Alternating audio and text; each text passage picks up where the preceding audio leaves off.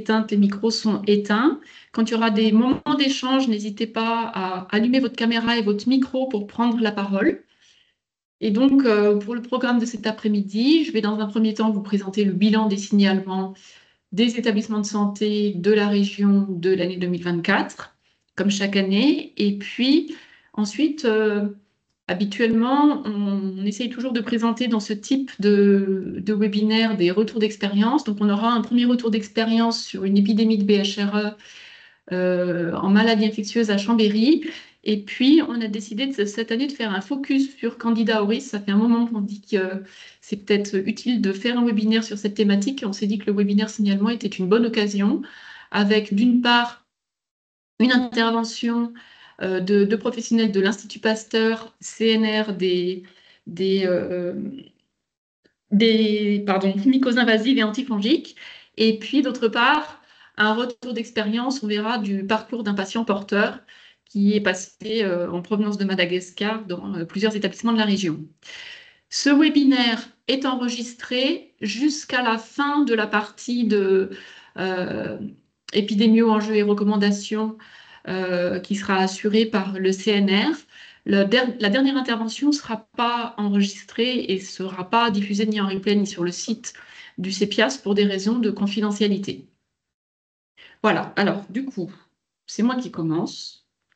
Aurélie et Olivier, qui co-modéraient avec moi, n'hésitez pas à allumer votre caméra.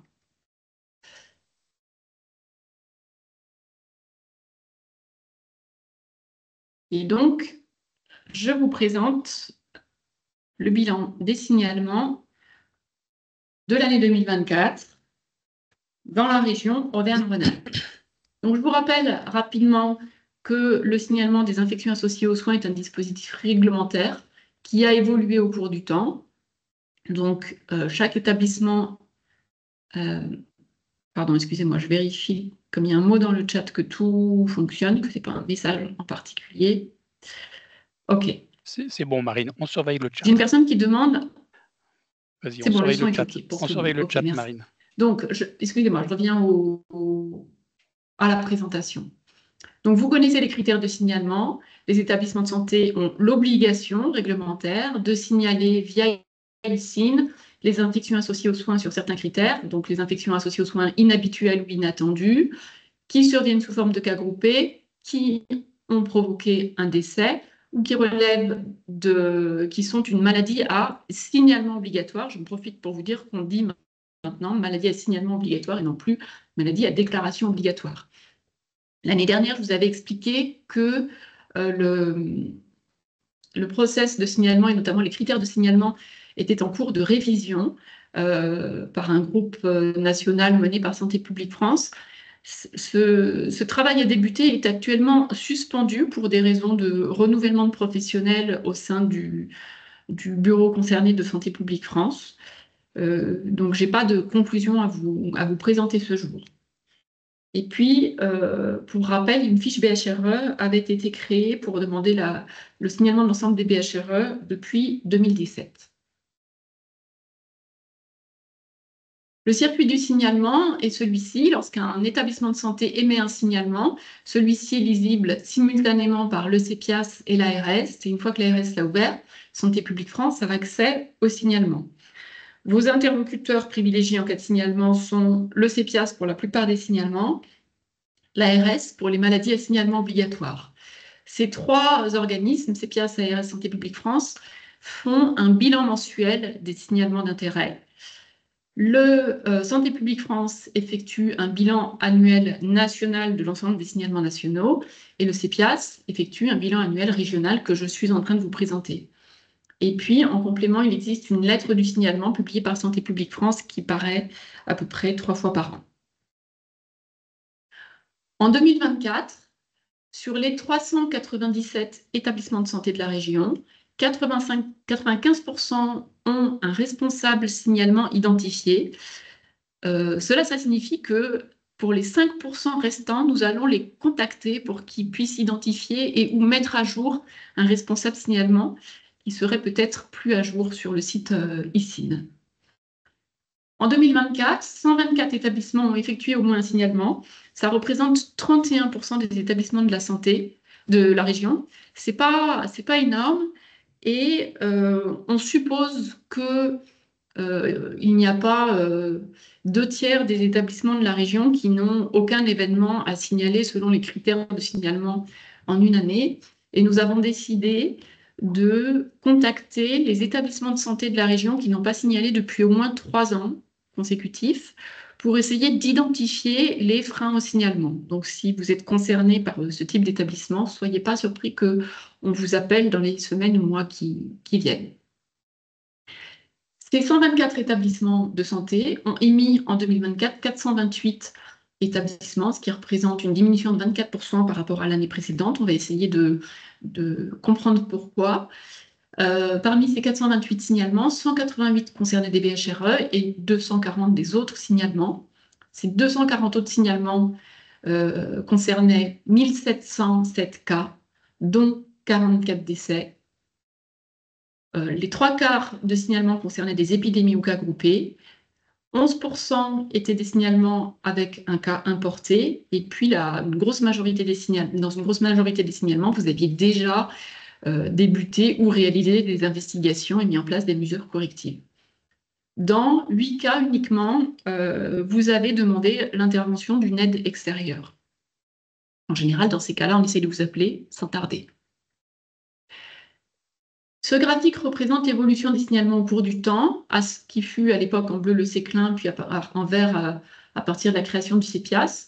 On voit une augmentation régulière et puis nette au moment de Covid, notamment en 2022. Et puis 2022, une diminution l'année dernière et cette année encore plus. Cette année, on est revenu à des données qui sont comparables à 2018, donc non pas juste avant Covid, mais l'année encore avant. Parmi ces signalements, on a dit 188 signalements de BHRE et un gros quart, 119 signalements de Covid encore. On est très intéressé par les signalements autres qui sont ni BHRE ni Covid. Non pas que les signalements de BHRE ou Covid ne nous intéressent pas, hein, mais souvent ces signalements ont un intérêt particulier à prendre en compte.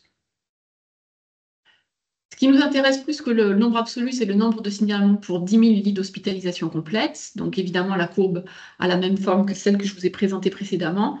Et on a en 2024 des données qui sont proches, je vous ai dit, des données 2018. Lorsqu'on regarde l'évolution des signalements au cours de l'année 2024, le nombre absolu de signalements, alors le code couleur sera toujours le même pour les diapos à venir. En violet, BHRE, comme la couleur de la fiche BHRE. En vert foncé, Covid, et en vert clair, les autres signalements. Et on voit que l'évolution des signalements au cours de l'année ne suit pas la règle des vacances scolaires juillet-août. Il y a quand même des signalements pendant l'été, mais suit plutôt l'évolution de Covid au cours de l'année avec une diminution au cours du printemps. Et puis, l'histogramme de décembre là, est assez représentatif des établissements qui se mettent à jour de leur signalement vite avant la fin de l'année. Ah, mais c'est en 2024, je vois. Par département, alors si on regarde cet histogramme, on a l'impression qu'on signale beaucoup plus dans le Rhône et en Isère que dans les autres départements. Mais ce qui nous intéresse, c'est le nombre de signalements rapportés au nombre de lits. Et donc, vous voyez sur cette carte qu'effectivement, l'Isère, par nombre de lits, signale beaucoup, mais également la Haute-Loire. Et puis, dans le Cantal, la Drôme et la Loire, peut-être que c'est là plus particulièrement qu'il faudra qu'on aille étudier s'il existe des freins au signalement. J'en profite au passage pour vous faire réviser vos départements, on y reviendra tout à l'heure.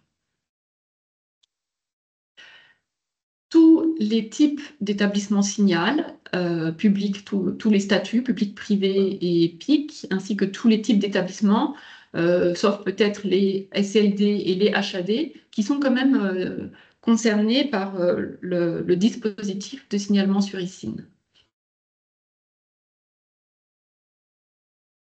Les signalements émis concernent tous les secteurs, alors principalement médecine, notamment pour les signalements BHRE, mais également beaucoup de signalements SSR, et on voit beaucoup, surtout pour des Covid ici en vert foncé.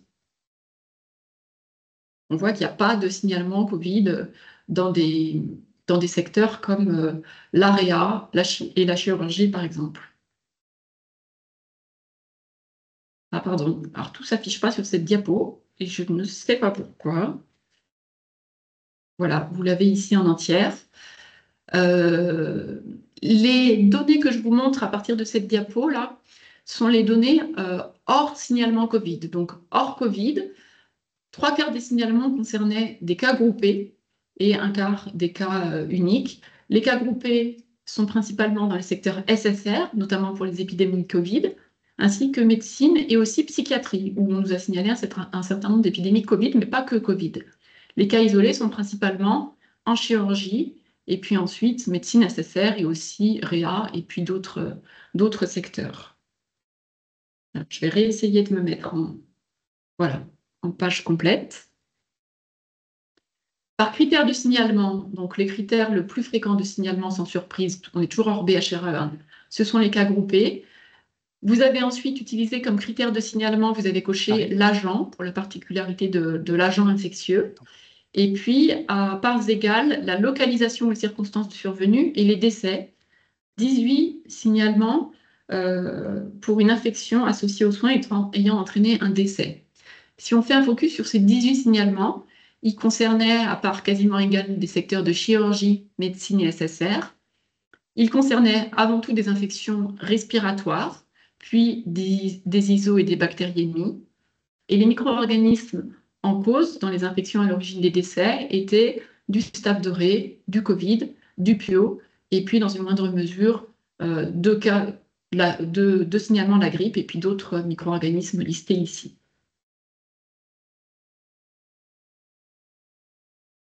Par site infectieux, le site infectieux le plus fréquent, toujours hors Covid, est les poumons, les infections pulmonaires. Et puis loin derrière arrivent les infections digestives, les ISO et les bactériémies. Donc c'est toujours, Marine, ça tu représente toujours la grosse part Covid des signalements.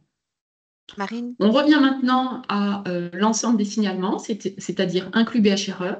Quand on regarde la répartition par micro-organisme, alors le plus fréquent, c'est bien sûr le Covid. Et hors Covid, le top 3 des micro-organismes en cause dans les infections signalées sont Escherichia coli, Klebsiella pneumoniae et Enterococcus faecium.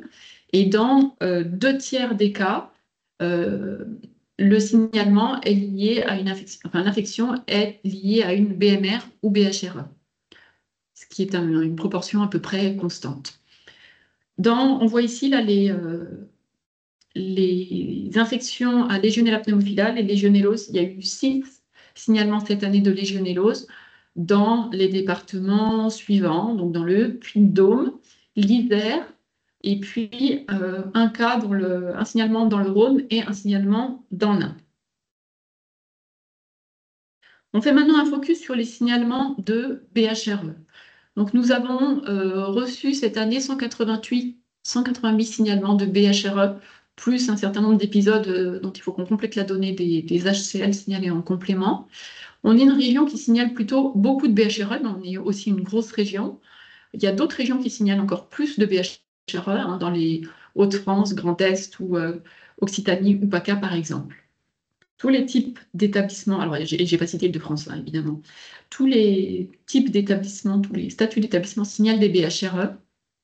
Et vous avez ici en violet l'évolution du signalement des BHRE au cours du temps. Donc on a vu une augmentation continue jusqu'à 2019, puis une diminution à partir de l'arrivée de Covid, puisqu'on s'est occupé des Covid et plus des BHRE, ça ne voulait pas dire qu'elles circulaient plus, et une réaugmentation depuis, avec une stagnation, voire diminution. Alors, sachant que l'année dernière, je vous avais annoncé dans le travail dont je vous ai parlé en cours de réflexion sur l'évolution des critères de signalement, que très probablement, on allait demander de ne plus signaler les cas uniques de colonisation à BHRE. Et notamment, alors pour 2 raisons. D'une part, parce que Santé publique France recevant plus de 7000 signalements par an, ça devenait compliqué à gérer. Et puis d'autre part, parce que les objectifs du signalement qui sont à la base l'alerte, étaient détournés vers la surveillance, et notamment la surveillance des BHRE. Et l'idée était de revenir aux fondamentaux du signalement, c'est-à-dire à l'alerte. Cependant, comme je vous l'ai dit, l'avancée de ce travail est pour l'instant suspendue. Et depuis l'année dernière, on a reçu une demande du ministère de continuer à signaler l'ensemble des BHRE, y compris les cas isolés. Quand on dit BHRE, on parle d'EPC et de RG. Donc, vous avez ici en rose les EPC, en bleu les ERG. Et on a vu une diminution de la part de RG signalée jusqu'en 2020. Et depuis 2020, une réaugmentation régulière de la part de RG. En 2024, la part de RG signalée représente 13% des BHRE. La stratégie nationale 2022-2025 de prévention des infections et l'antibiorésistance a élaboré des objectifs pour contrôler la diffusion de ces BHRE avec 2 indicateurs, le pourcentage de cas secondaires sur l'ensemble des cas, qui doit être inférieur à 20%, et le pourcentage d'épisodes avec des cas secondaires, qui doit être inférieur à 10%. Donc vous comprenez bien que pour que ces indicateurs soient fiables, ça implique que les signalements de BHRE soient exhaustifs sur ICIN, et on sait que ce n'est pas le cas. Vous avez néanmoins les données issues d'ICIN, en haut les EPC, en bas les ERG, à gauche les données nationales, à droite les données Auvergne-Rhône-Alpes. Donc chaque fois que vous avez une donnée en rouge, c'est que l'objectif n'est pas atteint, donc il est rarement atteint cet objectif. Et vous voyez qu'on a eu une tendance à l'amélioration de ces indicateurs jusqu'en 2020, puis une réaugmentation à partir de 2021. En 2024, 29% des signalements de BHRE concernaient des épidémies, c'est-à-dire au moins 2 cas de BHRE. En Auvergne-Rhône-Alpes, alors cette diapo représente les mécanismes de résistance des BHRE. Le mécanisme de résistance, vous le savez, le plus fréquent est OXA48, mais en Auvergne-Rhône-Alpes, on surveille particulièrement les VIM. On avait reçu une alerte du CNR à partir de 2015, parce qu'on est précurseur de l'émergence des VIM en France, avec la région de Strasbourg. Et puis on commence à regarder de près les NDM aussi. Et pour ce qui est des VIM, du coup, vous avez ici l'évolution du nombre de cas VIM en jaune, le nombre de signaux VIM en bleu et la part des VIM sur l'ensemble des signaux BHRE en orange. Donc on voit qu'on a effectivement eu une augmentation de cette part des signalements VIM sur l'ensemble des BHRE jusqu'en 2020, puis une stagnation, voire une diminution. On a l'impression que le nombre de signalements et de cas VIM n'explose pas, enfin ne continue pas d'augmenter dans la région. Quand on s'intéresse au patient BHRE, on regarde la provenance du patient. Donc, dans plus de la moitié des cas, le patient provenait de son domicile et dans un tiers des cas d'un autre établissement de santé. Et puis, on regarde aussi le lien avec l'étranger, puisqu'il est recommandé de dépister les patients en provenance de l'étranger. Et quand on additionne hospitalisation à l'étranger dans l'année, voyage à l'étranger sans hospitalisation dans l'année, rapatriement sanitaire ou résidence à l'étranger, on arrive à un gros quart, c'est-à-dire 27% des signalements pour lesquels on identifie un lien avec l'étranger.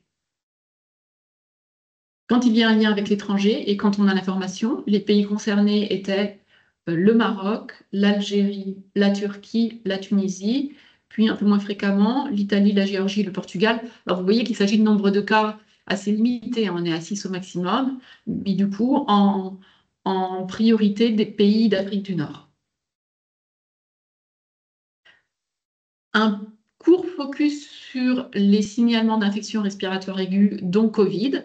Donc 142 signalements d'infection respiratoire aiguë en 2024, dont 119 Covid, une grosse majorité, et puis 13% de signalements grippe, 3% de signalements AVRS. Et sur les 119 signalements de Covid, une grosse majorité, près de 85%, avec un cas acquis dans l'établissement. La totalité était des épidémies Covid signalées, vous ne signalez pas les cas isolés. Et ces 119 signalements de Covid représentaient 834 cas, dont 20 décès. Et on voit ici l'histogramme des signalements Covid au cours du temps. Donc on voit ça suit l'évolution de Covid en communauté, hein, avec un trou au printemps, notamment 0 signalement Covid en avril. C'est le seul mois qui nous a laissé du répit Covid. Les signalements, les cas groupés de Covid sont pour 46% des cas signalés dans des services de SSR, donc une part vraiment importante, hein, des épidémies Covid en SSR, et puis 31% en médecine, et une part non négligeable en psychiatrie. Je vous ai parlé des épidémies de Covid en psychiatrie, où les mesures de contrôle sont compliquées à mettre en œuvre. On vous a synthétisé l'ensemble de ces données signalement. Cette année, non pas dans une vidéo. L'année dernière, vous avez fait une vidéo qui était en ligne. Cette année, on propose une affiche qui est accessible sur ce lien, sur le site du CEPIAS. Et on a proposé une affiche pour que vous puissiez utiliser cette synthèse des signalements dans vos services pour que vous ne soyez pas les seuls à avoir ces données, mais que vous puissiez éventuellement en parler au sein de vos établissements. Voilà, alors je vous remercie. Cette intervention est terminée. Je ne sais pas si elle appelle des questions. Souvent, il n'y a pas forcément de questions ou d'échanges à ce stade.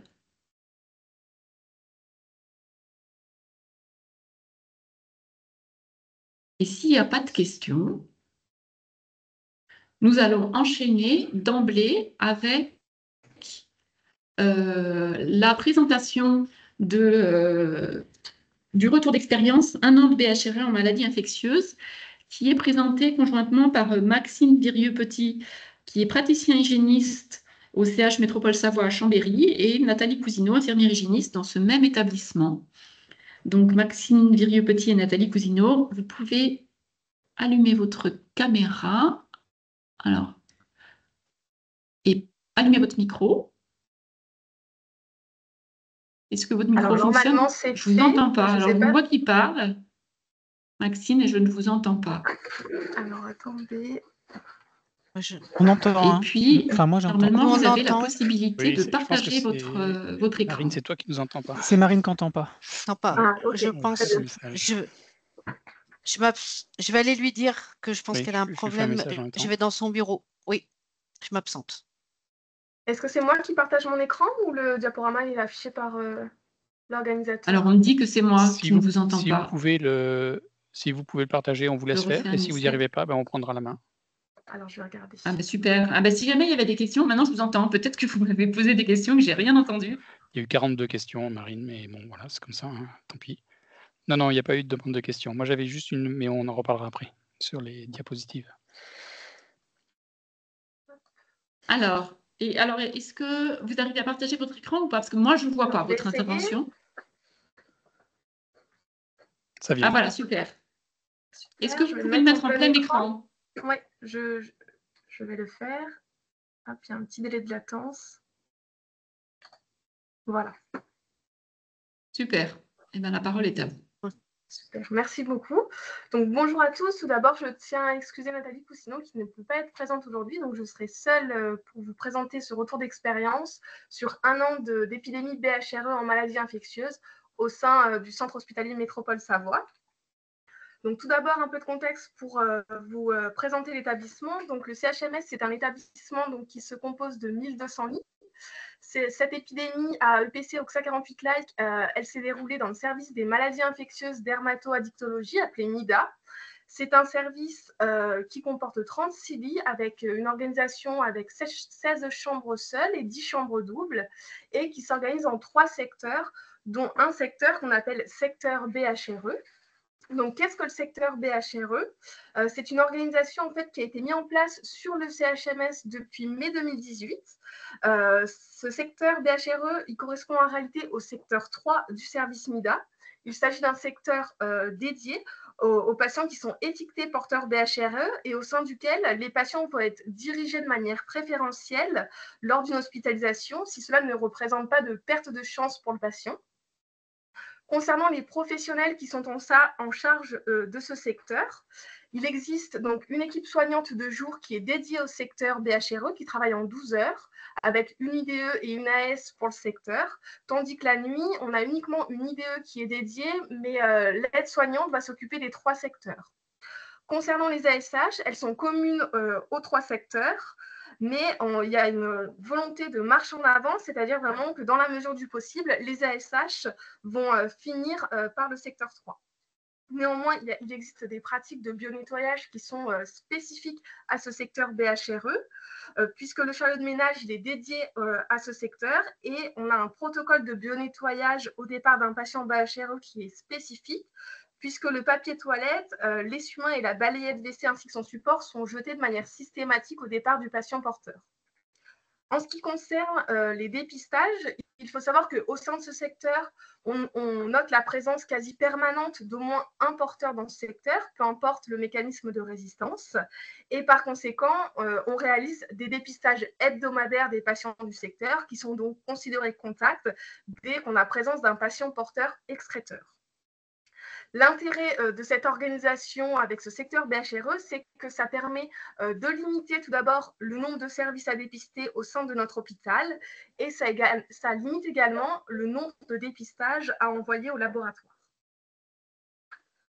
Concernant donc l'organisation spatiale du service MIDA, à gauche, le plan vous représente les 3 secteurs et à droite, le plan, quant à lui, décrit la répartition des chambres au sol et des chambres doubles.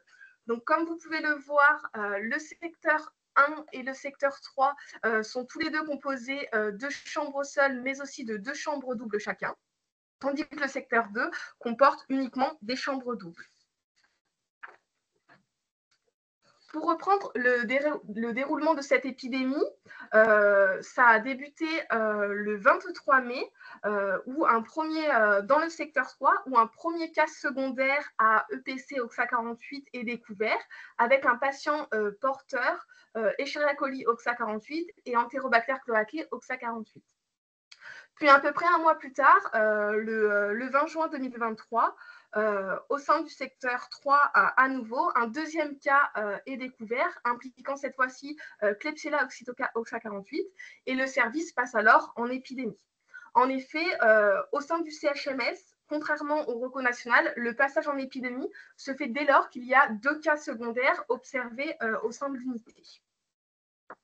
En raison de cette situation épidémique, les patients contacts sont donc étiquetés à risque élevé, d'où la mise en place finalement d'un dépistage hebdomadaire de l'ensemble du service, mais aussi un suivi de ces patients contacts après leur sortie, puisque les patients sont considérés comme contacts jusqu'à l'obtention de 3 dépistages post-expo en dehors de l'exposition. En juillet 2023, il est décidé de débuter des dépistages à J0, donc à l'entrée des nouveaux patients, afin de ne pas relier à tort ces colonisations à l'épidémie en cours dans le service. Et au final, ces dépistages J0, ils se sont tenus jusqu'en novembre 2024 et ils ont permis d'identifier 30% il y avait 30% des dépistages J0 qui ramenaient la présence d'une EPC, peu importe le mécanisme de résistance. En ce qui concerne la fin de l'épidémie, elle s'est tenue en juin 2024, puisqu'on déclare donc la fin de notre épidémie après 4 semaines sans cas secondaires. Et au final, en août 2024, on a quand même une épidémie qui ramène la présence de 47 cas secondaires à EPC OXA48, avec une majorité des cas secondaires observés dans le secteur 1 et dans le secteur 2. Donc, pour information, sur la même période, il y a eu identification d'autres BHRE, à savoir 2 ERG, 6 NDM et 4 VIM. Il s'agissait uniquement de cas importés, donc c'est-à-dire rapatriés de l'étranger ou mutés dans notre service, et aucune transmission secondaire n'a été mise en évidence avec ces mécanismes de résistance. Donc ici, simplement le tableau synoptique pour vous illustrer le départ de l'épidémie. Donc, premier cas secondaire ici, dépisté le 23 mai. Et deuxième cas secondaire mis en évidence sur un dépistage post-exposition. Le patient il avait été transféré vers une clinique extérieure. Et lors de la réalisation de son premier dépistage post-exposition, il est révélé porteur d'EPC OXA48. Et donc, le service passe en épidémie et c'est le début des mesures qui sont mises en place. Ici, vous pouvez visualiser la courbe épidémique d'EPC OXA48. Donc, les histogrammes représentent le nombre de nouveaux cas secondaires identifiés par semaine. Donc, l'épidémie s'est étendue sur plus d'1 an. La fin de l'épidémie a été déclarée en juin 2024, après donc 4 semaines sans nouveau cas. Ici, vous pouvez voir quand même qu'après la fin, une fois que la fin de l'épidémie a été déclarée, on a quand même rapporté un nouveau cas secondaire. Donc, le service est à nouveau passé en alerte, mais on n'a pas déclaré à nouveau une épidémie.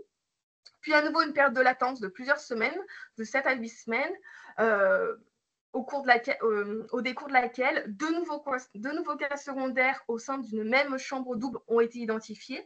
Étant donné que c'était des cas secondaires qui sont soumis dans la même chambre double, on n'a pas déclenché à nouveau le seuil épidémique, mais on est resté en alerte et finalement, dans les semaines qui ont suivi, aucun cas secondaire nouveau n'a été mis en évidence. Donc, on avait bien contrôlé cette épidémie.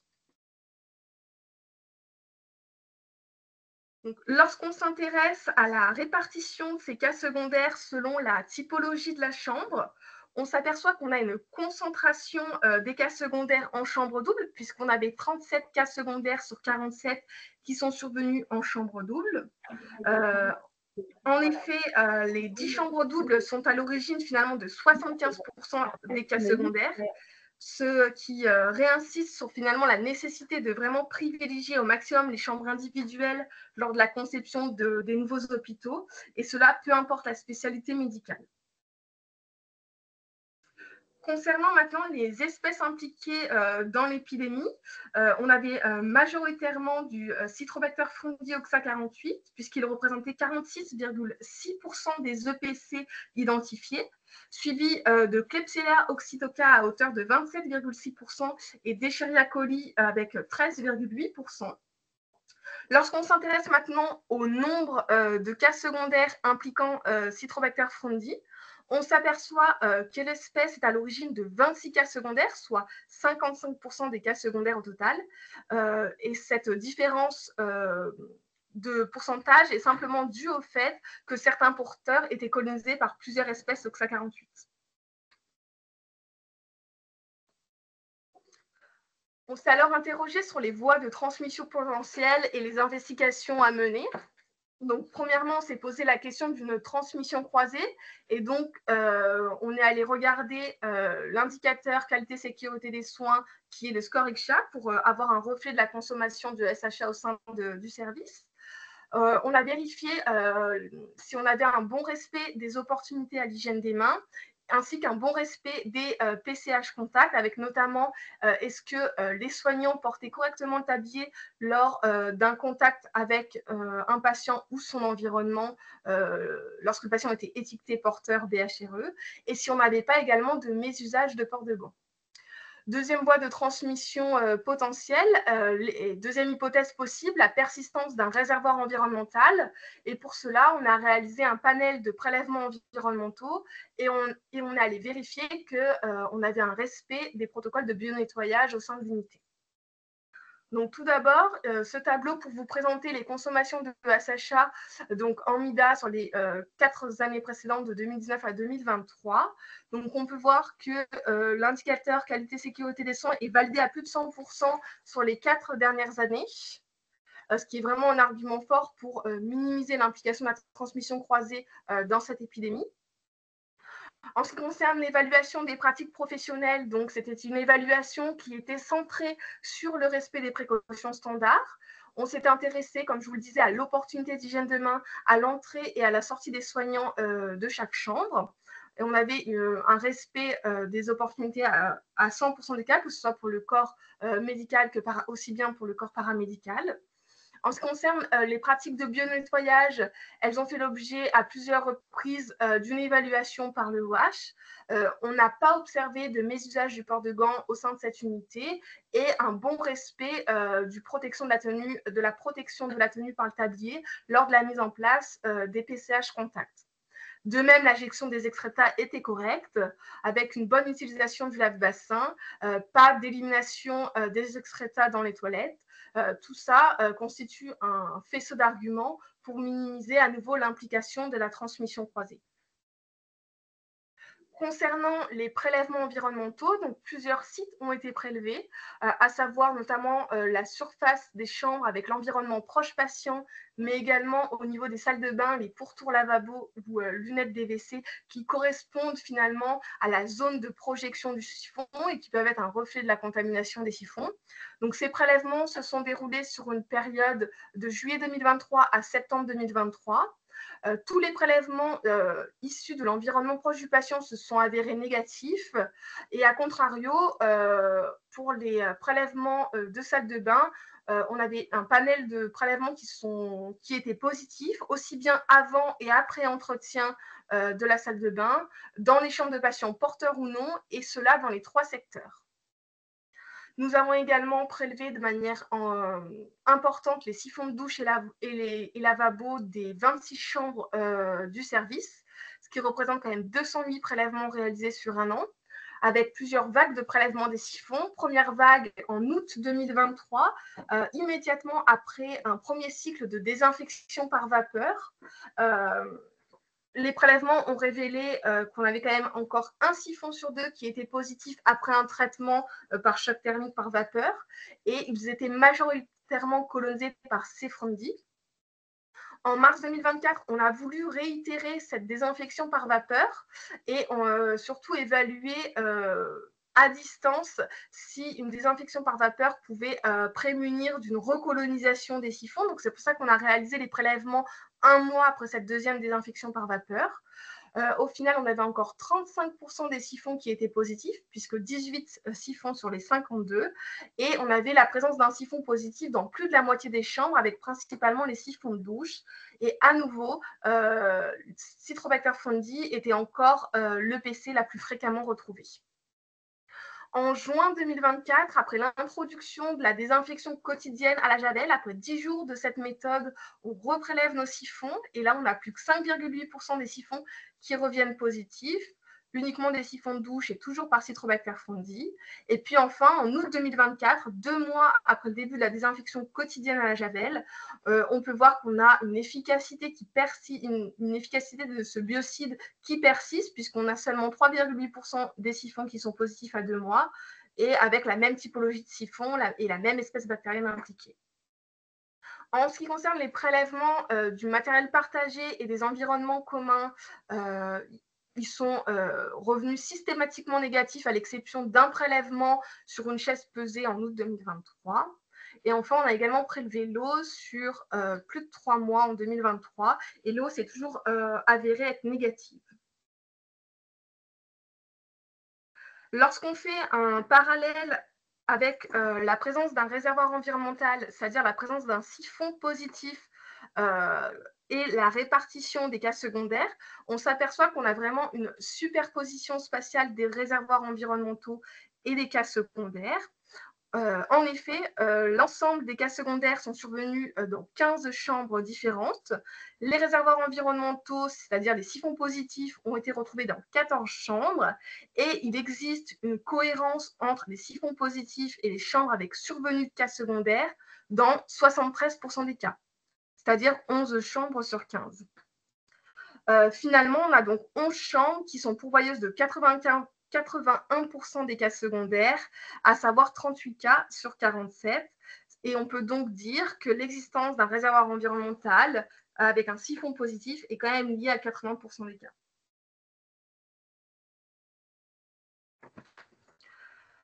Concernant les prélèvements, finalement, en synthèse, ces prélèvements environnementaux nous ont permis d'éliminer un potentiel rôle du matériel médical partagé et nous ont permis, dans un second temps, d'identifier un réservoir environnemental clé, à savoir les siphons. Les siphons, dans la littérature, sont largement décrits comme un environnement endémique d'infections associées aux soins à bacilles-grammes négatifs, tels que les EPC. En effet, il constitue un microcosme au sein duquel il y a formation de biofilms matures qui offre une protection contre les processus de désinfection et favorise ainsi la transmission des gènes de résistance. L'hypothèse était donc la suivante. Les siphons représentent le réservoir clé qui a alimenté l'épidémie durant plus d'1 an. Comment ? Ils sont un point de départ qui permettent en fait la diffusion des pathogènes dans l'environnement hospitalier et une transmission par phénomène d'aérosolisation, comme cela est largement décrit dans la littérature. Je vous ai mis quelques papiers si vous voulez aller voir les liens qu'on fait entre siphons contaminés, phénomène d'aérosolisation et patients contaminés. Donc, afin d'éclaircir les potentielles voies de transmission qui alimentent l'épidémie, un typage MLST des souches cliniques a été réalisé par le CNR. Donc, le CNR nous a révélé qu'il s'agissait d'une épidémie à EPC OXA 181. C'est en fait une EPC OXA 48-like. Et il faut savoir que l'OXA 181, c'est la deuxième OXA 48-like la plus fréquente en France, responsable en fait de phénomènes d'épidémie en fait hospitalière en France. Cette OXA 48-like, elle est portée majoritairement par le plasmine INKX3, qui est un plasmine d'entérobactéral à spectre d'action étroit, mais qui a une grande capacité conjugative entre les entérobactéries. Donc, il faut savoir que la majorité des cas secondaires, comme je vous le disais, étaient impliqués l'EPC Citrobacter frondi OXA 48-like, donc 26 cas sur 47. Lorsqu'on a réalisé un génotypage MLST d'un échantillonnage des souches cliniques impliquées, donc à savoir 15 souches, on s'aperçoit qu'on avait 2 sous-populations majoritaires impliquées en clinique, à savoir le ST91 et le ST487. Et lorsque on a réalisé un génotypage, cette fois-ci, des souches de Citrobacter frondi retrouvées en fait, dans l'environnement à partir des siphons, avec un échantillonnage à nouveau aléatoire de 12 souches, et ben, on avait des sous-populations de Citrobacter frondi qui est différente de celles retrouvées en clinique, puisque le ST majoritaire impliqué était le 488. On n'avait pas non plus de ST91, alors que celui-ci est largement retrouvé en clinique. Et le seul ST commun entre les Citrobacter frondi de l'environnement et les Citrobacter frondi cliniques, c'est le ST 487, en orange, sur les deux diagrammes.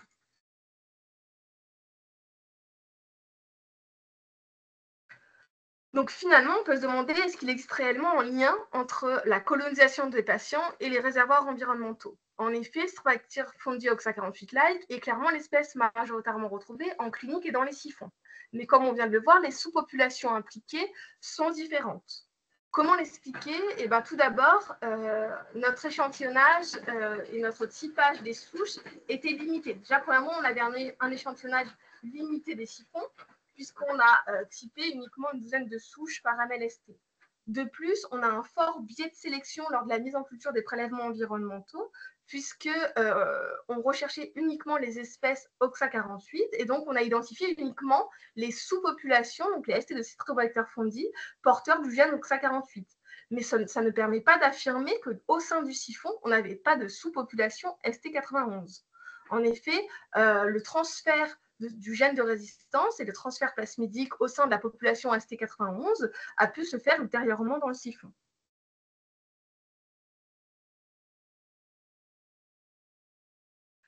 Par ailleurs, dans la littérature, il est rapporté qu'au cours d'épidémies à EPC, la vigilance doit se porter sur les gènes de résistance impliqués et non pas l'espèce ou la sous-espèce en cause. Et notamment, comme démontré dans ce papier d'ICHE en 2024, c'est la distribution des gènes de résistance au sein des isolats colonisant les siphons qui est similaire à la distribution des isolats de patients et non pas la distribution des espèces. Si on regarde donc les mécanismes de résistance au sein des patients et les mécanismes de résistance au sein des siphons, on a une répartition qui est homogène. Et par contre, lorsqu'on s'intéresse aux espèces impliquées, on voit bien qu'on a de fortes disparités avec, par exemple, Escherichia coli qui est retrouvé chez le patient, qui n'est pas du tout retrouvé au sein des siphons.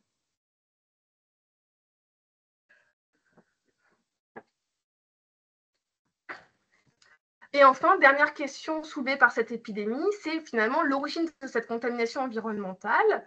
Donc, on avait pensé qu'en premier lieu, cette contamination des siphons était le reflet en fait des patients porteurs. Mais comme on peut le voir sur le plan, la majorité des siphons positifs sont retrouvés ici en secteur 2 et un nombre très limité en secteur 3, alors même que dès lors qu'un patient était découvert porteur, il était immédiatement transféré dans le secteur 3. Cependant, il faut garder à l'esprit que quand même 30% des patients H0 étaient positifs.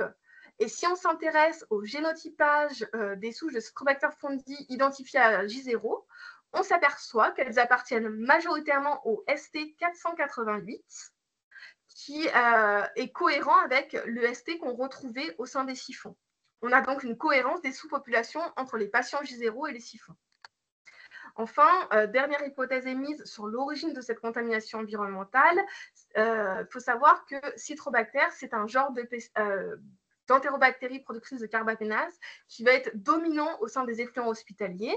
Et ainsi, la colonisation des siphons pourrait peut-être être le reflet d'une rétrocontamination par les eaux usées. Pour vous faire une petite synthèse des actions réalisées sur la gestion de l'épidémie, donc là, vous avez l'ensemble des actions mises en place en regard de la courbe épidémique d'EPC OXA 48. Je vous laisserai regarder en détail si vous le voulez. Et tout a été réécrit ici. Donc, on a mis en place une sectorisation dans la mesure du possible, mais il a été compliqué de mettre une équipe dédiée, comme je vous le disais, notamment la nuit, où l'équipe n'était pas 100% dédiée au secteur 3.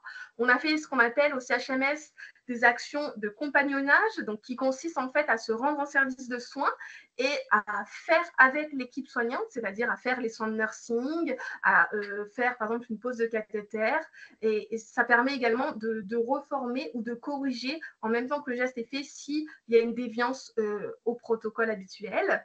On s'est intéressé à la gestion des excréta, qui était très bonne, mais on a fait rajouter des abattants de WC en se disant que peut-être ça permettrait de limiter les phénomènes d'aérosolisation. Après, malheureusement, la pose des abattants n'entraîne pas systématiquement le fait que l'abattant est fermé avant de tirer la chasse d'eau. On est allé contrôler le parc des lave-bassins, des urinaux, des cantines, qu'il n'y avait pas de vétusté du matériel, que la maintenance des lave-bassins était validée. On a fait des phénomènes de désinfection des siphons, comme je vous le disais, à la vapeur, donc avec des chocs thermiques. Puis plus tard, donc ça c'était en juillet-août 2023,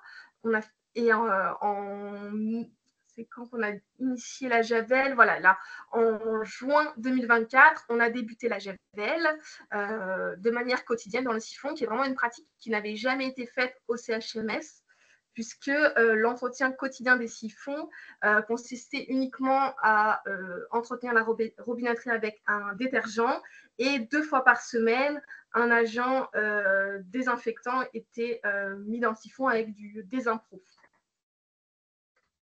On a également regardé l'entretien du matériel partagé au début, parce que possiblement ça pouvait être un point commun entre les différents cas secondaires. Donc, notamment, on s'intéressait aux chariots de ménage, aux chariots de nursing.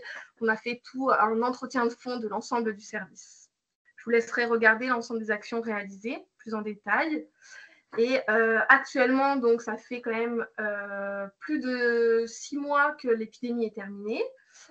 Et donc, on a progressivement remis en place le mode de fonctionnement qui était fait avant la survenue de cette épidémie, à savoir le retour à l'organisation habituelle, où le secteur 3 est le secteur qui est dédié aux patients BHRE de manière préférentielle. Concernant le dépistage, on a arrêté les dépistages hebdomadaires du coup dans le secteur 1 et 2, mais par contre, ils sont bien sûr maintenus dans le secteur 3, puisqu'on a la présence quasi permanente d'un patient porteur excréteur dans ce secteur. En août 2024, on a réintroduit les lavettes réutilisables, puisqu'on était passé à des lavettes à usage unique en se disant que peut-être le problème de contamination environnementale pouvait venir des lavettes. Et on a réintroduit ces lavettes, on a contrôlé par prélèvement de surface derrière, et ces prélèvements étaient négatifs, donc ça nous a rassurés sur la réintroduction des lavettes réutilisables. En novembre 2024, on a réintroduit notre détergent désinfectant habituel avec centrale de dilution. Et actuellement, cette semaine, on a arrêté aujourd'hui la désinfection des siphons à la javel, et on est passé avec un traitement quotidien par un détergent désinfection qui est le Desinmax, donc tous les jours dans le siphon, lavabo, douche et porte-balayette. Avant de faire cela, on a prélevé les siphons pour avoir une idée de la contamination de ces siphons, et puis on prélèvera les siphons à nouveau dans 1 mois pour voir si on a la même efficacité de biocides et sur le microbiote, si on peut dire, de ce siphon avec du Desinmax.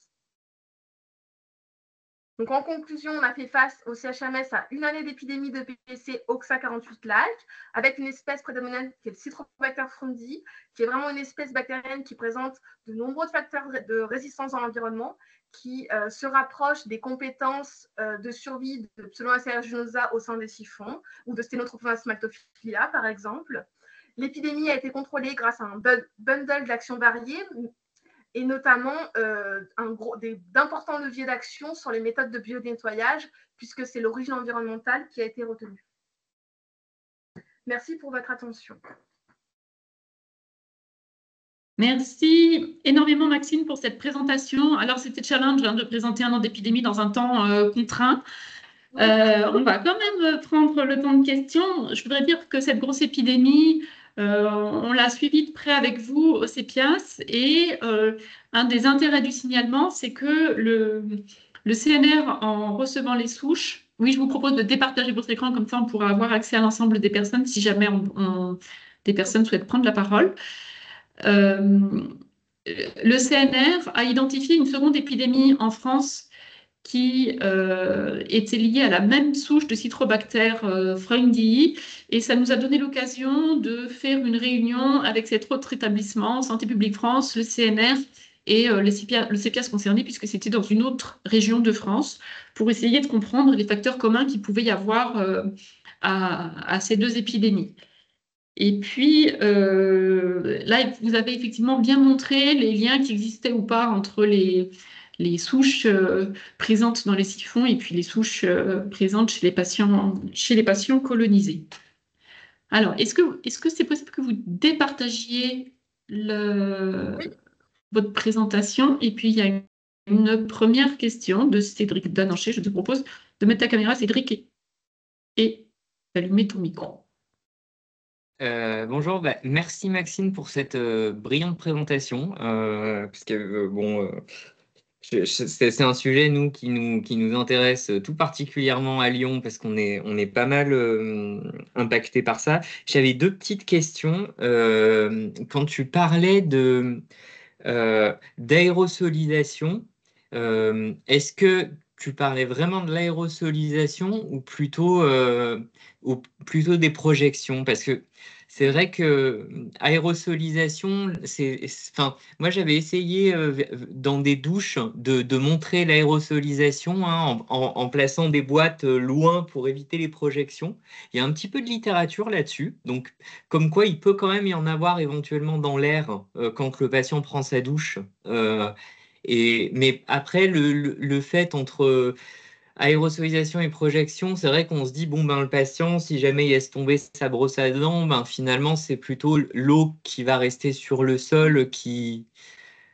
Oui, c'est plutôt le terme projection, puis c'est vrai que c'est la voie de transmission majoritaire. Je pense à la projection à partir du siphon qui potentiellement contamine les pourtours lavabo, les surfaces aux alentours, et qui du coup, dans un second temps, le patient se contamine à partir de cette surface contaminée.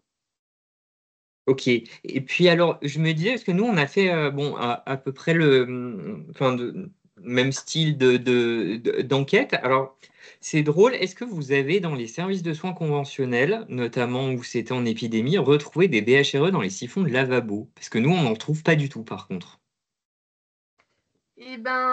Alors, ça fait vraiment pas longtemps que je suis arrivée au CHMS, donc j'ai pas l'expérience et l'historique du CHMS, mais à ma connaissance, ils ne prélèvent pas les siphons. Et c'était la première fois que, dans le cadre de l'épidémie, en fait, ils s'intéressaient à ce réservoir environnemental. D'accord. Après, Okay. à Montpellier, parce que voilà, il y a 4 mois, j'étais sur le CHU de Montpellier. Pour le coup, on a quand même présence de PC dans nos siphons à Montpellier, et de manière importante. Et pourtant, les siphons étaient javelisés de manière quotidienne. Ok.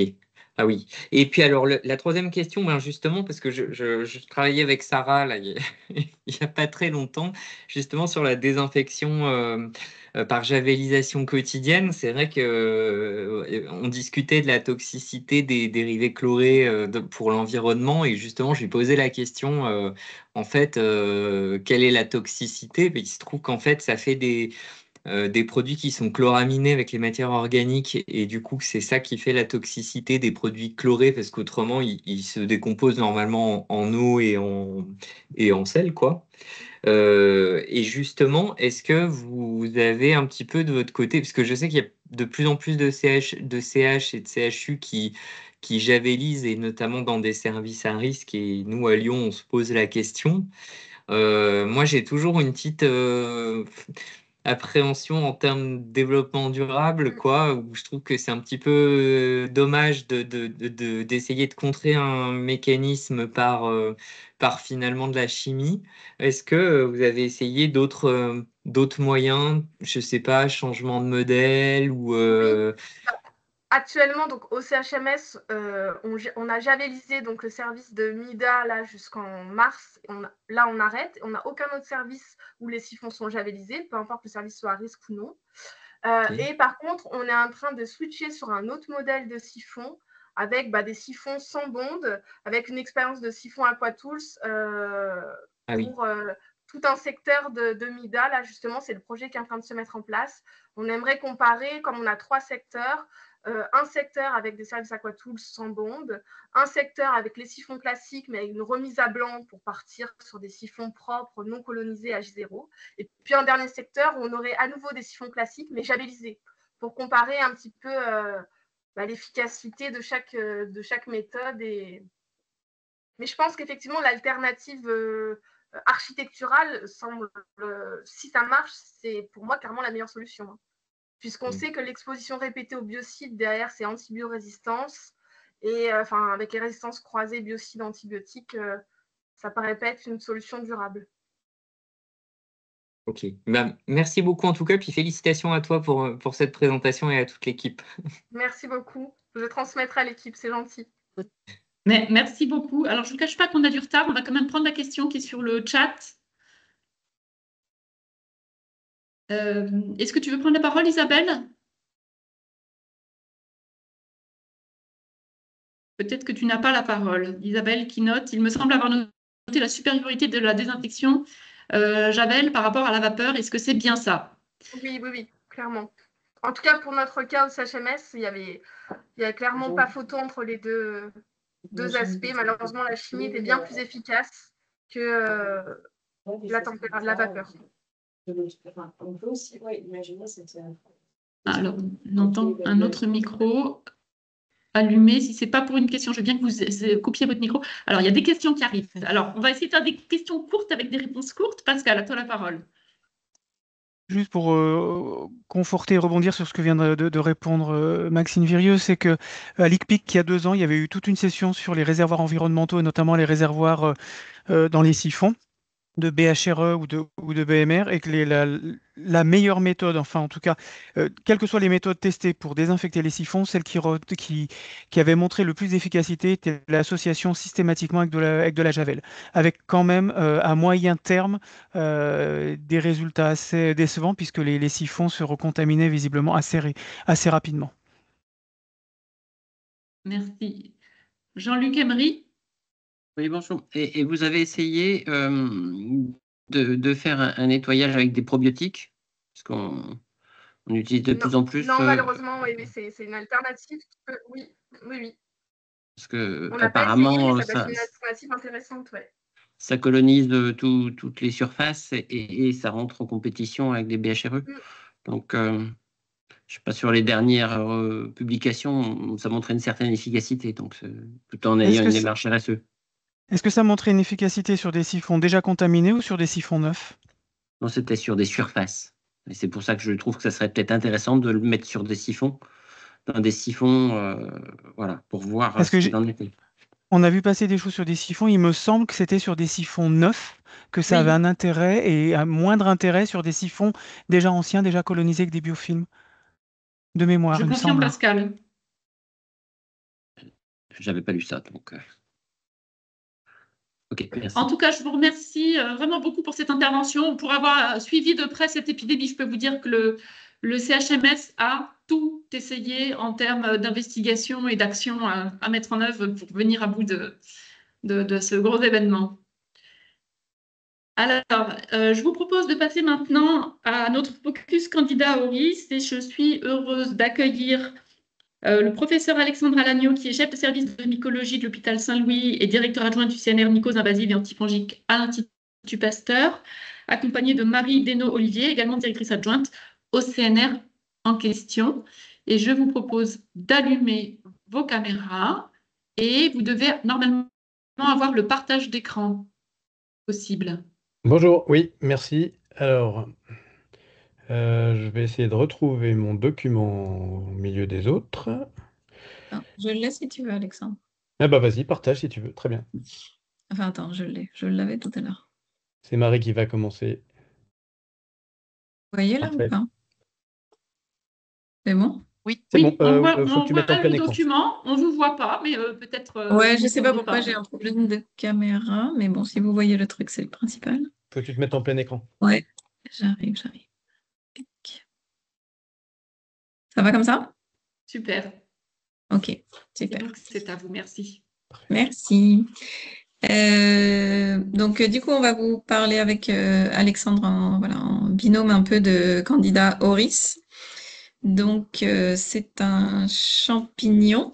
Donc, maintenant, il a changé de nom pour voilà, il s'appelle Candidosima oris, mais bon, ça change pas grand-chose à la problématique.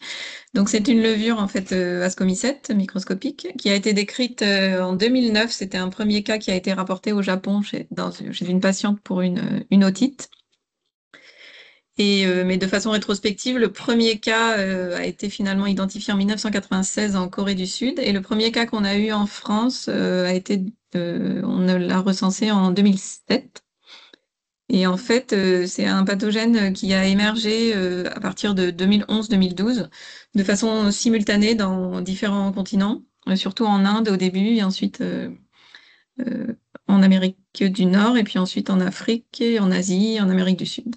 Et ça a été responsable de nombreuses épidémies, avec des cas, des grosses fermetures de plusieurs services hospitaliers et beaucoup de cas d'infections invasives chez des patients, donc des infections nosocomiales, avec des transmissions souvent entre les patients, surtout liées au support, en fait, parce que ce champignon, donc Candidosima oris, est là une adésine spécifique qui est associée à une autre adésine et qui lui permet en fait d'être très très persistant sur les supports biotiques et sur les supports abiotiques comme le plastique et donc le matériel médical, tout ça.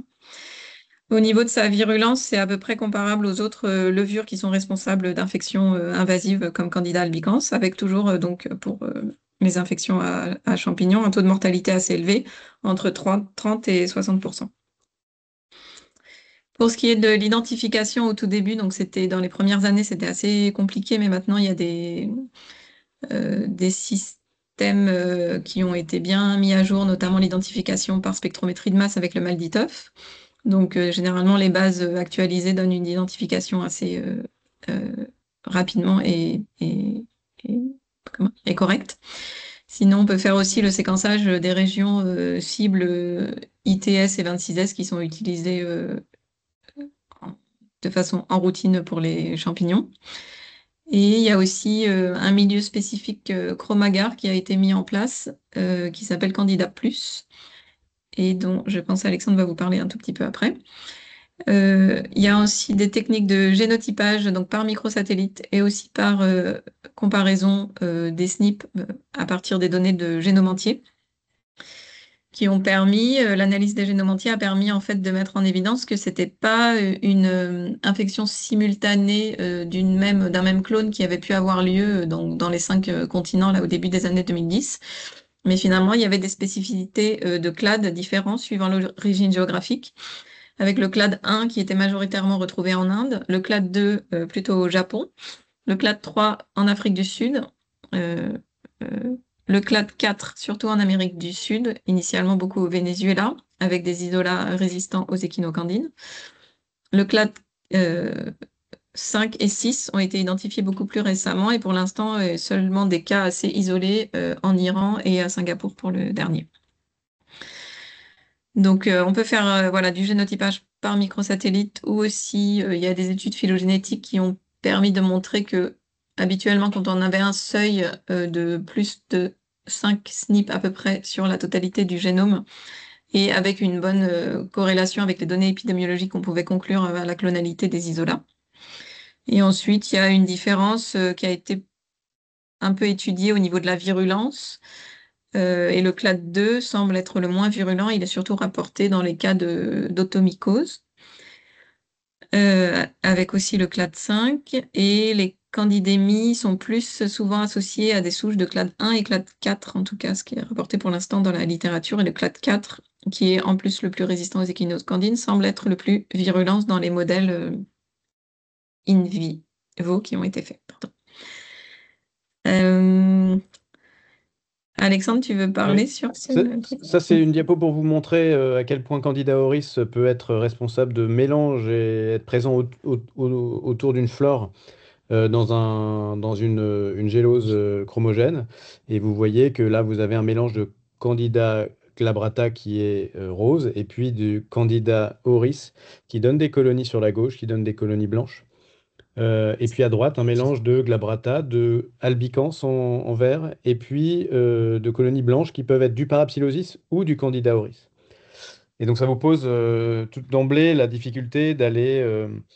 Alors heureusement, on a le mal d'Itoff maintenant, ce qui fait qu'on peut aller piquer dans un certain nombre de colonies blanches pour savoir si c'est du Candida auris ou du parapsilosis, mais néanmoins, ça reste quand même complexe et potentiellement on peut rater la présence du Candida auris si on n'attend pas suffisamment longtemps. En particulier, la plaque de gauche a été incubée 7 jours après le réensemencement de l'hémoculture et c'est seulement au bout du 7e jour qu'on a vu ces colonies blanches. Donc c'est pour vous illustrer la complexité de l'approche culture et identification.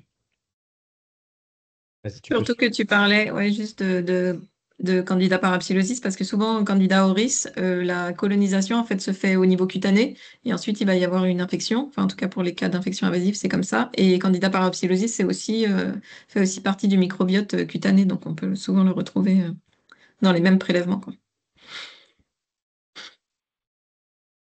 Et donc a été mis au point un milieu un petit peu optimisé pour cultiver le Candida auris, qui, on le sait, a du mal à pousser parfois, surtout quand il est en présence d'autres organismes. Et c'est un milieu qui se veut sélectif, puisque c'est un milieu qui a donc du glucose, ça c'est absolument pas sélectif, mais par contre qui a 10% de sel. Et ça, il y a peu de levures qui sont capables de pousser à 10% de sel et qui est ensuite incubé à température assez élevée, puisque à 40 degrés ici, comme recommandé, pour sélectionner Candida auris qui lui pousse jusqu'à 42, comme vous a dit Marie. Et donc ce milieu, quand il est mis en place, c'est un bouillon, permet d'augmenter la sensibilité de la culture. Vous avez ici une publication qui vous compare milieu chromagar versus Saburo, donc ce milieu sélectif. Mais par contre, vous comprenez bien que c'est difficile en période de screening et éventuellement en période de crise, parfois d'utiliser ce type de milieu parce que, eh bien, il y a besoin d'ensemencer sur ces bouillons. Puis après, une fois que le bouillon est positif, il faut aller repiquer sur un milieu spécifique pour aller identifier le Candida auris. Donc ça alourdit largement et puis ça allonge le délai d'identification. Suivant. Et puis donc là, juste un exemple pour vous donner l'aspect que peut avoir les colonies Candida auris sur un chromagar plus, qui permet l'identification d'auris par ce halo bleu autour de la colonie, qui est un bleu qui ressemble beaucoup au bleu de Candida tropicalis, mais là c'est un halo périphérique. Et il se trouve que dans l'expérience récente d'un certain nombre de centres en France, eh bien, ces halos bleus peuvent être aussi mis en évidence par du Candida parapsilosis. Et donc finalement, un halo bleu qui ne serait pas spécifique d'auris, mais de parapsie ou auris qui finalement n'aide pas beaucoup, puisque du parapsie sur la peau, on va en avoir quand même beaucoup. Donc il faut savoir faire la différence entre les deux, et là, bon, on aura que le mal d'Itoff. Voilà, c'est bon, tu peux continuer. Donc oui, voilà, donc pour la culture, une température d'incubation idéale de 40 degrés dans ces milieux sélectifs liquides et jusqu'à 10 jours d'incubation, c'est ce qu'on peut recommander d'optimal. Et donc vous comprenez bien que c'est assez inefficient pour le dépistage et c'est parfois difficile à mettre en évidence, à mettre en place pardon, dans un certain nombre de structures. Alors il se trouve qu'il y a certains laboratoires, en particulier certains labos de Nico, qui ont plusieurs incubateurs à différentes températures où on peut régler la température différente pour mettre toutes les cultures de Candida auris spécifiques, mais d'autres pour lesquels ça, c'est pas possible. Et donc ça pose un certain nombre de problèmes, puisqu'on va rester sur des températures à 37 qui permettent de faire pousser tous les autres candidats. Donc, comme l'a dit Alexandre, oui, la souche, donc c'est une espèce qui pousse à 37, donc qui est potentiellement qui peut être pathogène, puisqu'on peut la retrouver évidemment dans le sang, et qui a la particularité de pousser jusqu'à 42 degrés, donc ce qui n'est pas le cas de beaucoup d'espèces de champignons, enfin de candidats en tout cas. Le réservoir en fait environnemental n'est pas encore complètement connu, mais ça a été retrouvé parfois dans plutôt des réservoirs aquatiques, on va dire, notamment dans l'océan Indien sur des plages ou plutôt des marécages. Et il semblerait qu'une des hypothèses de l'émergence de cette Candida auris soit liée aussi au réchauffement climatique, avec le fait que finalement ce champignon a été obligé de s'adapter et d'augmenter sa température. Et ensuite, il y a eu potentiellement une dispersion aussi par les animaux, par les oiseaux, pardon. Là, Alexandre, c'est toi ça? Alors. Oui, alors ça c'est une publication qui vous montre en fait la persistance de cultures positives sur des milieux inertes comme le plastique.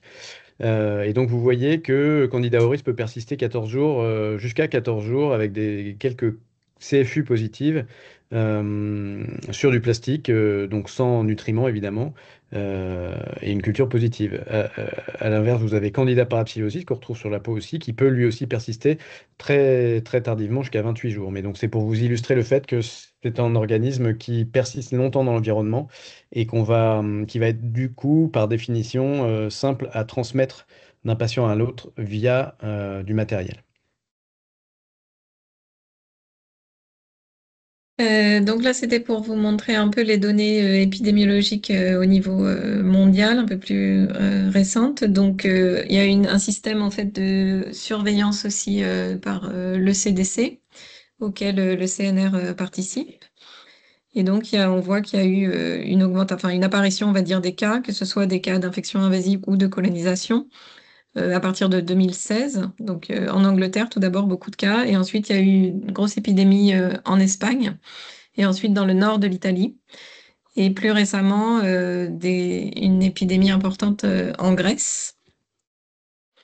D'ailleurs, donc il y a eu une publication très récente en Grèce, dans laquelle ils disent que finalement la distribution des espèces responsables de candidémie a été modifiée. Avec avant, on avait surtout du Candida parapsilosis, qui était l'espèce majoritaire en fait retrouvée dans les candidémies. Et depuis 2022, ils ont eu l'apparition de Candida auris, et maintenant ils se retrouvent avec finalement Candida auris qui commence à devenir à prendre le lead par rapport à Candida albicans et peut-être par rapport à Candida parapsilosis bientôt. Donc ça devient une espèce endémique dans plusieurs pays. Aux États-Unis, il y a eu beaucoup de cas qui ont été rapportés depuis 2011 et le CDC met à jour ces données sur son site avec le nombre de cas rapportés, que ce soit colonisation ou infection. Et donc, ils ont plus de 5000 cas par an maintenant qui sont recensés. Initialement, c'était surtout dans certains États, d'abord plutôt vers New York, et maintenant, il y en a pratiquement dans tous les États. Récemment, donc, il y a eu des définitions des tentatives de breakpoint qui ont été mises en place par le CLSI et ensuite par le CAST, donc pour les techniques en microdilution. Donc, normalement, le profil, on va dire, classique, c'est une sensibilité à peu près à tous les antifongiques dans toutes les classes, donc les azolées, les échinocandines, l'amphotéricine B et la flucytosine, qui sont les classes principalement utilisées pour les traitements des candidémies. Mais il y a notamment le clade 1 qui est souvent résistant au fluconazole et le clade 4 dans lequel on retrouve souvent des résistances aux échinocandines.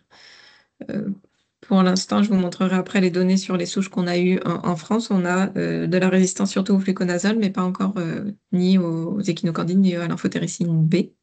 Enfin, en tout cas, il y a eu des propositions de ECOF et de breakpoint pour certains antifongiques par le CLSI et le CAST. Au CNR, on a un système un peu d'alerte pour les cas de colonisation et infection à Candida auris. Donc, on a soit les cas en fait qui sont déclarés donc par ICIN, donc par les hygiénistes évidemment des hôpitaux, et dans ce cas, Santé publique France nous transmet l'information Après, on peut avoir des signalements qui sont faits directement par les laboratoires de mycologie, donc qui sont nos correspondants. Et dans ce cas, nous, on transmet l'information aussi à Santé publique France. On peut aussi éventuellement avoir des signalements par des laboratoires associés avec lesquels on travaille et qui pourraient aussi nous transmettre des signalements s'ils ont l'information. Et on a mis en place un questionnaire en fait en ligne pour les déclarations de colonisation et infection invasive et aussi le suivi des patients sur notre site, donc, enfin pour les correspondants du CNRMA, donc pour les labos de mycologie, un questionnaire REDCap depuis septembre 2023 seulement, on a mis en place. Donc pour l'instant, sur nos correspondants, on a eu 15 centres qui ont déclaré des cas. Donc un petit bilan, là, je vous fais sur donc, les infections et colonisations en France à Candidosima auris, donc pour lesquelles on a eu l'information, soit des déclarations, soit donc par Santé publique France. Donc le premier cas, comme je vous avais dit, c'était un cas en 2007. Ensuite, on a commencé à avoir quelques cas, surtout des colonisations, donc en 2014, voilà, jusqu'en 2020. Et on a eu donc une augmentation là depuis 2022 avec de plus en plus de cas déclarés.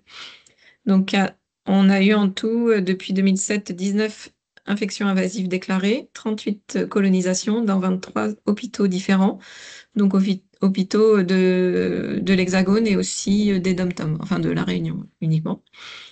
Donc je vous ai montré ici tous les hôpitaux donc, qui ont fait, enfin en tout cas les villes qui ont fait des déclarations, donc il y en a un peu dans toutes les régions pour l'instant. Et la majorité des cas, c'était surtout des cas d'importation, donc des patients qui étaient des rapatriés sanitaires en France, avec majoritairement en plus des co-infections avec des BHRE. Donc les patients étaient rapidement en fait pris en charge et isolés dans les hôpitaux, ce qui évitait un peu la propagation de Candida auris. Donc là, je vous ai mis voilà, les petites étoiles sur tous les pays pour lesquels on a eu des cas d'importation. Et depuis 2023, on a eu beaucoup de cas de patients qui étaient rapatriés d'Ukraine et de Grèce. Donc surtout des militaires ou des personnes blessées à cause de la guerre en Ukraine.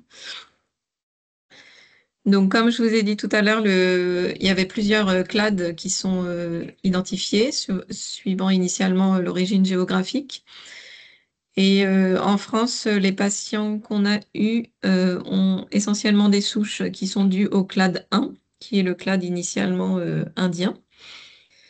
Et par contre, tous les patients qu'on a eus qui étaient rapatriés donc d'Ukraine ont eu des infections, excusez-moi, avec des souches du clade 3, qui est initialement d'origine plus sud-africaine. Donc on a eu essentiellement des cas isolés, mais on a eu quelques cas signalés donc, de transmission dans 5 hôpitaux différents depuis 2020 à peu près, avec une épidémie en cours dans un hôpital. Et donc ici, là, on a fait le séquençage génome entier pour 64 souches qu'on a reçues, dont 3 souches de l'environnement qui étaient dans un hôpital, qui étaient retrouvées d'ailleurs dans les siphons de certaines chambres de patients. Donc voilà, il n'y a pas que les bactéries et les VHRE, on a aussi le Candida auris qui semble apprécier les siphons et justement les supports plastiques. Et là, je vous ai montré juste les patients en bleu là qu'on avait eu, je ne sais pas si vous les voyez ici avec les petites boules, les différents patients qu'on avait reçus qui provenaient du CHU de Lyon. Et donc, c'était des cas d'importation avec donc des patients qui provenaient de différents pays, donc Roumanie, Madagascar, Crète ou Égypte, à chaque fois des rapatriements sanitaires.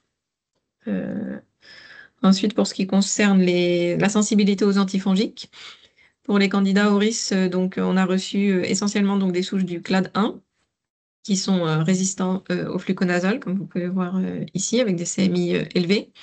Et on a aussi des souches donc, du clade 3, mais pour tous les patients là, qui venaient plutôt d'Ukraine, et qui sont aussi résistantes au fluconazole. Par contre, les CMI échinocandines sont plutôt relativement basses, en tout cas pas résistantes.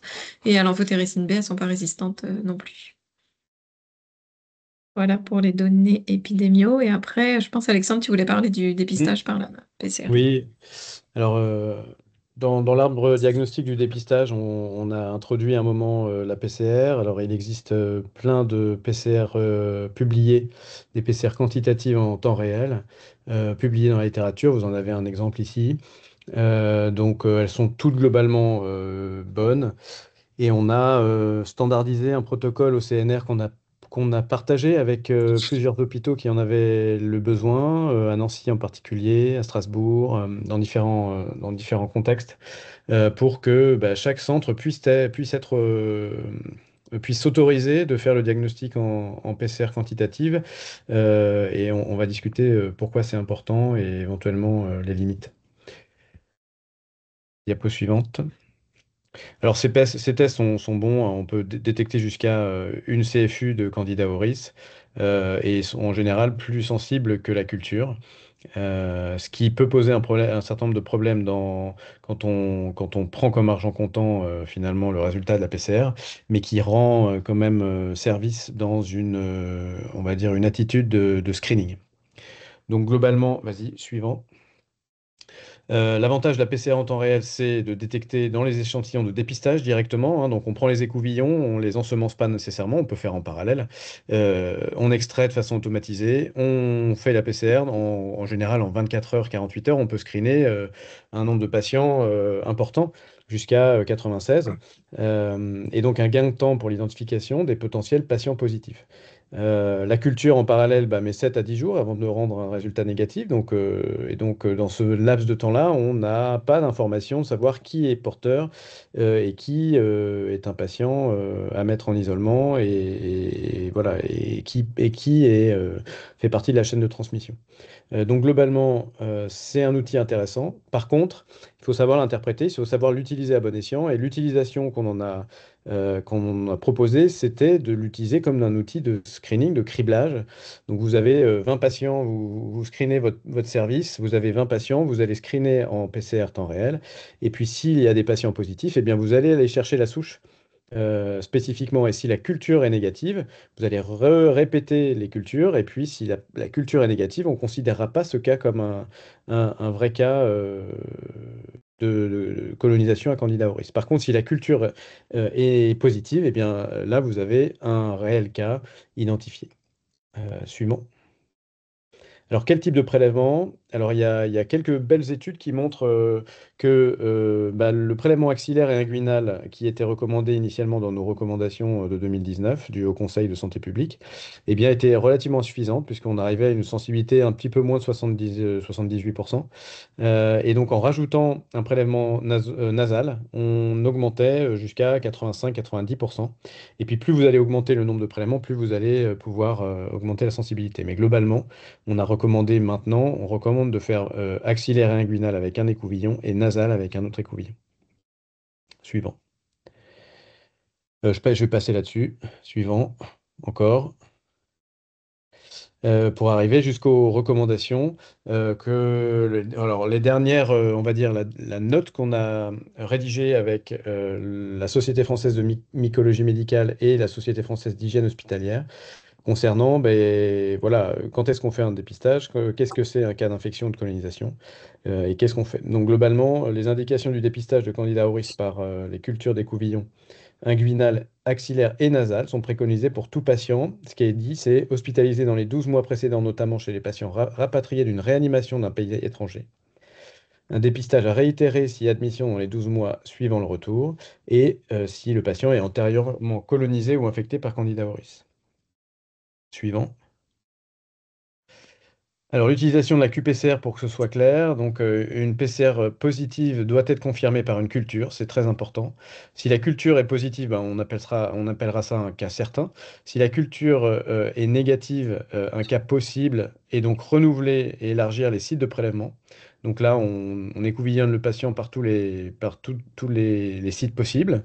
Si on a une seule PCR positive suivie d'au moins 4 PCR négatives et des cultures négatives, à une semaine d'intervalle, on dit qu'il n'y a pas de portage et donc ce patient n'est pas considéré comme colonisé.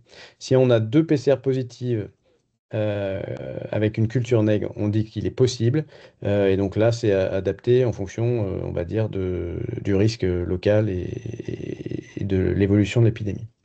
Et donc, on recommande d'ensemencer pour la culture sur des milieux minimum 10 jours et jusqu'à 40 degrés pour être le plus sélectif possible pour Candida auris. Suivant. Et donc, je répète, une PCR positive, si on utilise le screening PCR, doit motiver des cultures extensives pour aller récupérer une culture positive, pour l'étudier, pour faire un antifongigramme, pour l'envoyer au CNR, qu'il soit séquencé, et puis aussi pour affirmer un cas positif, puisque la culture reste la base du cas positif de colonisation ou d'infection à Candida auris. Voilà, donc pour terminer, c'est une levure émergente, tout le monde en parle. Ça pose des problèmes de façon très aiguë, un patient qui revient, et puis les suspicions de transmission. Et donc rapidement, on peut avoir, le laboratoire de mycologie peut être un peu submergé de prélèvements. Et donc ça pose problème dans la gestion finalement efficace des prélèvements et des diagnostics et des dépistages. Il y a peu de problèmes de surmortalité. C'est souvent des patients qui sont BHRE positifs et donc qui sont isolés d'emblée. Mais l'isolement ne prévient pas nécessairement la transmission. Et donc, c'est important quand même de savoir à un moment l'étendue de la colonisation du patient. Et donc, en France, on n'a pas encore de réel problème de multirésistance. On n'a pas de problème d'échec, a priori, jusqu'à présent, d'échec de traitement à Candida auris. Voilà. Donc voilà tous les membres du CNR qu'on remercie, qui sont actifs pour cette problématique, et puis les membres de la SFMM et la SF2H pour les recommandations, la petite note qu'on a fait ces derniers temps, et puis le clin central de la PHP qui a été actif pour édicter des recommandations auxquelles j'ai fait partie. Voilà, merci beaucoup. Un très grand merci à tous les deux pour cette intervention. Je retiens que la culture est longue et que le candidat persiste sur le plastique. La proposition est d'enchaîner avec le retour d'expérience et de grouper les questions à l'issue de l'ensemble des interventions sur Candida auris, qu'on n'appelle plus comme ça d'ailleurs. J'espère que vous pourrez rester avec nous jusqu'au bout. On a souhaité pour le retour d'expérience, en fait, 2024 a été la première année où on a reçu un et même plusieurs signalements de colonisation à Candida auris. Effectivement, comme ce que vous décrivez, très souvent, les patients étaient également colonisés à une, voire plusieurs, voire de nombreuses BHRE. Et on a choisi pour le retour d'expérience de prendre un patient qui est passé par plusieurs établissements, et notamment des gros en CHU, mais également des petits établissements, pour dire que ça ne concerne pas que les gros